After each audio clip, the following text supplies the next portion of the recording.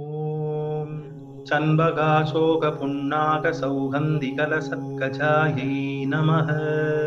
ஸ்ரீ லலிதாம்பிகை ஷண்பகம், அசோகம், புன்னை, செங்கழுநீர் மலர்களை தன் கூந்தலில் சூடுகின்றாள்.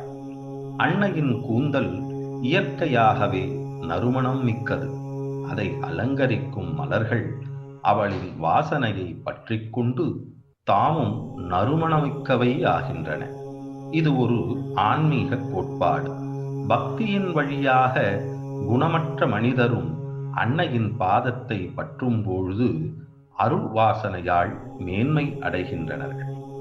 அன்னையின் அருள் மனதை சீர்படுத்தி ஞானத்தின் பாதையில் வழிநடத்துகிறது.